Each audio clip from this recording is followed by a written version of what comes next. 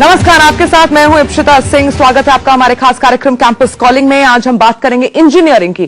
Traditional fields में से एक इंजीनियरिंग आज भी कई लोगों की पहली पसंद होती है, लेकिन इसमें आपको करनी होगी जमकर मेहनत। विस्तार से बात करेंगे, हमारे विशेषज्ञ भी हमारे साथ जुड़ेंगे, लेकिन पहले देखिए ये खास रिपोर्ट।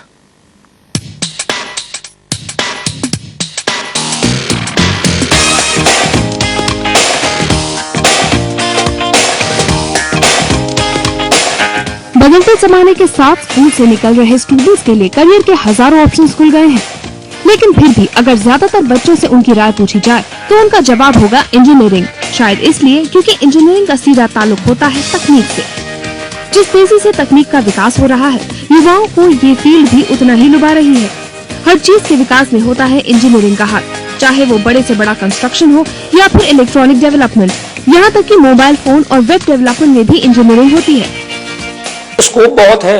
आई मीन कोर्स करने के बाद में एक इंजीनियर को कम ही देखना पड़ता है कि भाई जॉब्स उसको मिल रही है कि नहीं। इसमें एक तरह से अश्योर्ड जॉब्स हैं। इंजीनियरिंग की पढ़ाई कर आपको वो सब कुछ मिलेगा जिसे पाने की आप इच्छा रखते हैं, अच्छी हैसियत, बढ़िया वेतन और काम में संतुष्टि। लेकिन इंजीनियर बनने के लिए आपको थोड़ी मेहनत तो जरूर करनी होगी। 12वीं के बाद इंजीनियरिंग की फील्ड चुनने के लिए ये जरूरी है कि आपकी साइंस और गणित की अच्छी समझ हो।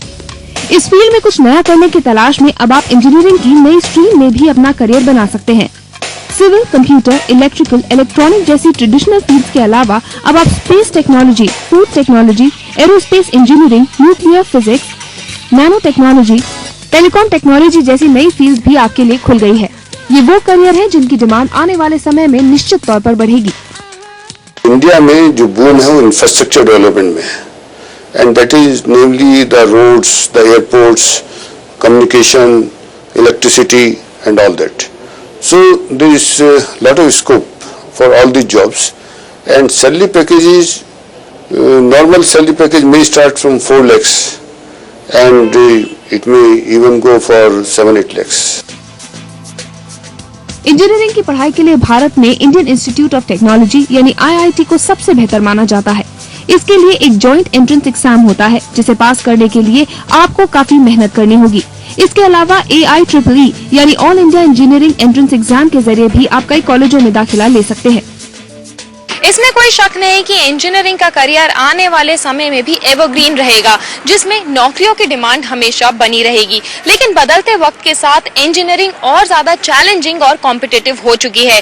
अगर आप कुछ नया करने की चाह रखते हैं तो इंजीनियरिंग की फील्ड में ऐसे कई ऑप्शंस आपको मिलेंगे जिनको अभी तक एक्सप्लोर नहीं किया गया है और उनका भरपूर स्कोप है। साथ ही अगर आप इंजीनियरिंग में आते हैं तो कई और फील्ड्स के दरवाजे आपके लिए खुल जाएंगे। कैमरा पर्सन करम सिंह के साथ साक्षी खन्ना, दिल्ली, IBN 7। और इंजीनियरिंग जैसे करियर ऑप्शन पर हमारे साथ बातचीत करने के लिए खास मेहमान जुड़ गए हैं। Professor JP Gupta, vice chancellor Sharda university से। अश्विनी शर्मा भी हमारे साथ जुड़ चुके हैं, प्रोफेसर ITM यूनिवर्सिटी के हैं, और इनसे हम विस्तार से बातचीत करेंगे। सबसे पहले प्रोफेसर गुप्ता, आपसे जानना चाहेंगे, जिस तरीके से इंजीनियरिंग का अब क्रेज है लोगों में, लेकिन वो जो फील्ड बेसिक थी, केमिकल इंजीनियरिंग, मैकेनिकल इंजीनियरिंग, काफी बदल चुकी है। स्टूडेंट्स के पास अब और ऑप्शन हैं इसके लिए? जी हाँ, अब काफी ऑप्शन हैं। बहुत सारे नए एरियाज में अब इंजीनियरिंग शुरू हो रही है और उसमें काफी जॉब्स भी हैं। पिछले कुछ सालों में सिविल इंजीनियरिंग का बहुत बुरा हाल था, लेकिन अब सिविल इंजीनियरिंग में बहुत ज्यादा जॉब्स मिल रहे हैं और नई नई एरियाज आ रहे हैं। और क्या इन सभी वेरियस फॉर्म्स ऑफ इंजीनियरिंग के लिए क्या प्रेपरेशन वही रहती है या फिर अलग तरीके से प्रिपेयर करना पड़ता है कॉमन एंट्रेंस टेस्ट के अलावा? मेरी समझ में इसमें जो कॉमन एंट्रेंस टेस्ट के अलावा सिर्फ माइंडसेट चाहिए होता है स्टूडेंट का कि हाँ मुझे इंजीनियरिंग करनी है और वो भी मन लगाकर करनी है। यही एक चीज रिक्वायर्ड रहती है। बाकी सारी चीजें 4 साल जब बच्चा इंजीनियरिंग करता है तो वो अपने आप सारी चीजों को एक के बाद एक डेवलप करता हुआ चला जाता है। गुप्ता जी, क्या सिर्फ साइंस बैकग्राउंड के स्टूडेंट्स ही इसके लिए ऑप्ट कर सकते हैं? क्या फिजिक्स केमिस्ट्री होना 12th क्लास में जरूरी होता है? जी हाँ, जो मेजर इंजीनियरिंग है उसमें फिजिक्स और मैथ्स ये दोनों बहुत जरूरी है। और उसके अलावा केमिस्ट्री हो या कंप्यूटर साइंस हो वो चलता है, बट फिजिक्स मैथ्स बहुत जरूरी है। और प्रिपरेशन के लिए क्या कोचिंग लेना जरूरी हो जाता है? क्या 12th क्लास की पढ़ाई बहुत नहीं होती है इसके लिए? आजकल ज्यादा स्ट्रेस कोचिंग पर है। जो बहुत अच्छे बच्चे हैं वो विदाउट कोचिंग के भी क्लियर कर जाते हैं, लेकिन कोचिंग से जो उनकी पॉसिबिलिटी है वो क्लियर करने की काफी बढ़ जाती है। लेकिन अब जैसे डिफरेंट फील्ड्स हैं तो क्या कोचिंग भी उस हिसाब से होती है, क्योंकि आपके अलग अलग एंट्रेंस टेस्ट होते हैं, या फिर एक ही तरीके की कोचिंग होती है, और क्या ये इतना महत्वपूर्ण है अब किसी भी इंजीनियरिंग एग्जाम को क्रैक करने के लिए? हाँ, ये जो आप कह रहे हैं ये मेरी समझ में इसमें जो इंजीनियरिंग एंट्रेंस एग्जाम जो है वो सभी के लिए सेम रहता है, इसमें कोई फेरबदल नहीं है। हाँ, उसके बाद में जो कोर्स मटेरियल है जो आप 4 साल करते हैं वो कोर्स मटेरियल ही आपका चेंज होता है, otherwise the requirement is same. लेकिन 12th क्लास की पढ़ाई से कितनी फर्क होती है इंजीनियरिंग? क्योंकि अगर आपकी गाइडलाइंस बताती हैं कि जो 12th क्लास का आपका कोर्स था उसमें अगर आप एक्सेल करें तो शायद आप इंजीनियरिंग के एग्जाम भी पास कर जाएंगे, लेकिन अब ऐसा नहीं होता है। क्या ये एजुकेशन सिस्टम की खामियां हैं या ये बदलाव है? नहीं, जो 12th का पास होना वो तो एक बेसिक रिक्वायरमेंट है एंट्री के लिए। अगर आपको इंजीनियरिंग में एडमिशन लेना है तो उसके लिए 12th पास आपको फिजिक्स और मैथ्स में करना पड़ेगा। लेकिन इंजीनियरिंग की पढ़ाई वो अलग है, ये तो एक बेस है आपका। तो इस बेस के ऊपर आपका कौन सी इंजीनियरिंग आप पढ़ रहे हैं, सिविल पढ़ रहे हैं, मैकेनिकल पढ़ रहे हैं, इलेक्ट्रिकल पढ़ रहे हैं, वो सब डिफरेंट होगा। लेकिन प्रोफेसर अश्विनी, क्या एक नेचुरल एप्टीट्यूड भी होता है स्टूडेंट्स का कि आप मैथ्स को समझ पाते हैं, फिजिक्स को बहुत आसानी से समझ पाते हैं, तो शायद बच्चे उसके लिए ऑप्ट करें? कई बार बच्चों के ऊपर ये प्रेशर भी होता है पेरेंट्स का कि चाहे तो मैथ्स में अच्छे हो या ना हो, फिजिक्स में अच्छे हो या ना हो, लेकिन तब भी तुम्हें एक इंजीनियर ही बनना है। क्या ऐसे बच्चों को फोर्सफुली पढ़ाई करवाना सही तरीका है, नहीं है? क्योंकि शायद बहुत से बच्चे भी ये शो देख रहे होंगे। जी नहीं, ये बिल्कुल सही तरीका नहीं है, क्योंकि मैंने जैसा कि पहले आपको बताया कि माइंडसेट होना बहुत जरूरी है, और ये माइंडसेट शायद पेरेंट्स को शुरुआत में ही मालूम चल जाता है। मैं भी 6वीं या 7वीं क्लास के बाद में बच्चे का माइंडसेट उनको मालूम चलना चालू हो जाता है कि ये बच्चा किस फील्ड में जाने के लिए तैयार हो रहा है या इसका माइंडसेट क्या है। 12वीं के बाद में अगर वो बच्चा अपने उसी फील्ड में जाकर के ग्रो करता है वो बहुत अच्छा इंजीनियर बन सकता है, बिल्कुल, उस रेस्पेक्टिव फील्ड का। बिल्कुल। एंड अनफॉर्चुनेटली इंडिया में पेरेंट्स ज्यादातर अपने बच्चों को पुश करते हैं, बिल्कुल, बहुत ज्यादा बच्चों को पुश करते हैं, और उनको जबरदस्ती, भले उनका माइंडसेट ना हो, वो इंजीनियरिंग में भेजते हैं उनको। लेकिन प्रोफेसर गुप्ता, साथ ही में जो बहुत एक कॉमन चीज हमारे एजुकेशन सिस्टम में नजर आती है वो ये कि जो बच्चे हैं 12th क्लास के एग्जाम्स की तैयारी साथ में करते हैं, साइंस का बर्डन काफी होता है बच्चों पर, साथ ही में उनके पेरेंट्स उनको कोचिंग क्लासेस में भी भेजते हैं ताकि वो अपना IIT क्रैक कर सके, AIEEE क्रैक कर सके। लेकिन इन द बार्गेन क्या होता है कि ना वो 12th में अच्छा कर पाते हैं, ना वो अपनी कोचिंग क्लासेस में बहुत अच्छा करके अपने IIT या फिर AIEEE को क्लियर कर पाते हैं। ऐसे में बच्चों पे प्रेशर बहुत ज्यादा बढ़ जाता है। तो क्या एडवाइस दी जाए? क्या 12th क्लास पे पहले कॉन्सेंट्रेट करें, जरूरत पड़े तो 1 साल ड्रॉप करके इंजीनियरिंग के लिए प्रिपेयर करें? ये बड़ी विडंबना है वैसे। बच्चों पे बहुत प्रेशर है क्योंकि कंपटीशन बहुत ज्यादा है। वैसे तो इंजीनियरिंग इंस्टीट्यूशंस के सीट्स बहुत ज्यादा हैं, लेकिन क्वालिटी इंस्टीट्यूशंस बहुत कम हैं, तो इसलिए उसके लिए बहुत मारामारी है एडमिशन लेने के लिए। तो बच्चों पे बहुत प्रेशर रहता है। इसका कोई इलाज नहीं दिखाई देता, क्योंकि अगर आपको अच्छे इंस्टीट्यूट में एडमिशन लेना है तो आपको करना ही पड़ेगा, क्रैक करना ही पड़ेगा एंट्रेंस एग्जामिनेशन। तो इसका कोई ऑल्टरनेटिव है नहीं। बिल्कुल। तो अब लेकिन एडवाइस क्या की जाए? क्या 12th के साथ ही आप कोचिंग लें, 12th के साथ ही पढ़ाई करें? नहीं, मैं तो बड़े स्ट्रांगली बिलीव करता हूं कि 1 साल वेस्ट नहीं करना चाहिए। 12th के बाद डायरेक्टली इंजीनियरिंग में आना चाहिए। और अगर बच्चा का रियली इंटरेस्ट है इंजीनियरिंग में तो मेहनत करे और एंट्रेंस भी क्रैक करे और एडमिशन ले उसमें। बिल्कुल, आप दोनों से हमारी बातचीत जारी रहेगी, जानने की कोशिश करेंगे कि आखिर किस तरीके के डिफरेंट ऑप्शंस आपको मिल सकते हैं, क्योंकि अब इंजीनियरिंग सिर्फ civil engineering, mechanical engineering, computer engineering तक सीमित नहीं है। दूसरे फॉर्म्स ऑफ इंजीनियरिंग पर हम आगे विस्तार से बातचीत करेंगे छोटे से ब्रेक के बाद।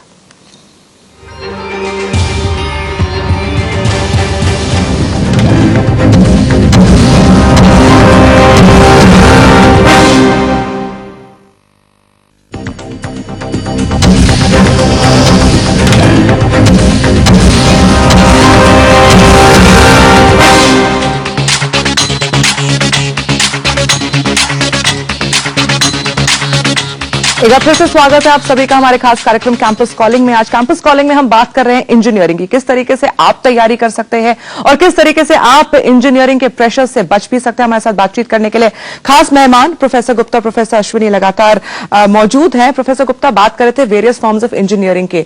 अब जो नए नए नाम आ रहे हैं, नाम बहुत बड़े और बहुत ऐसे अलग से लगते हैं, लेकिन किस तरीके से कितने ऑप्शंस हैं? क्या हमारी कंट्री में अभी भी उनके न्यूक्लियर स्टडीज हो, चाहे वो एस्ट्रोफिजिक्स हो, चाहे वो एरोनॉटिकल इंजीनियरिंग हो, क्या इसके इतने ऑप्शंस हैं? जॉब अपॉर्चुनिटीज की अगर बात की जाए तो इनके जॉब अपॉर्चुनिटीज बहुत ज्यादा नहीं है। अच्छा। जॉब अपॉर्चुनिटीज मैक्सिमम आईटी में ही है अभी भी। जो हमारा आईटी सेक्टर है वो नेस्कॉम के हिसाब से 2020 तक अराउंड $45 बिलियन के एक्सपेक्टेड है। ओके।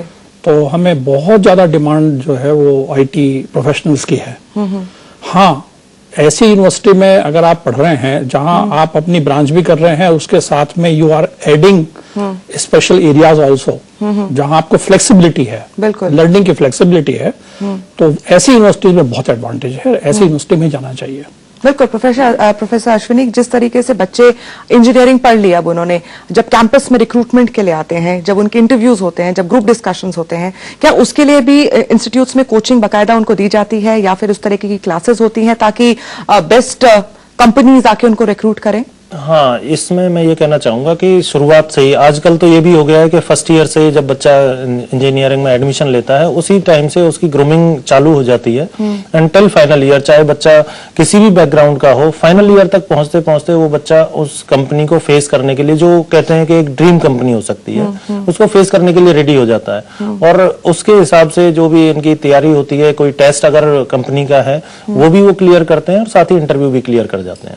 और प्रोफेसर गुप्ता, जब तैयारियां की जाती हैं, चाहे वो इंटरव्यूज की हो, चाहे वो ग्रुप डिस्कशंस की हो, क्या टीचर से भी आपको बहुत कुछ सीखने को मिलता है या फिर वो एक सेल्फ लर्निंग एक्सपीरियंस होता है जो बच्चे अपने आप सीख सकते हैं? और कितने ऑप्शंस हैं, कितनी कंपनीज वाकई आती हैं रिक्रूटमेंट के लिए, या फिर एक इंजीनियरिंग की डिग्री के बाद स्टूडेंट का वही हाल है कि उसको खुद जाके अपने लिए जॉब ढूंढनी पड़ती है?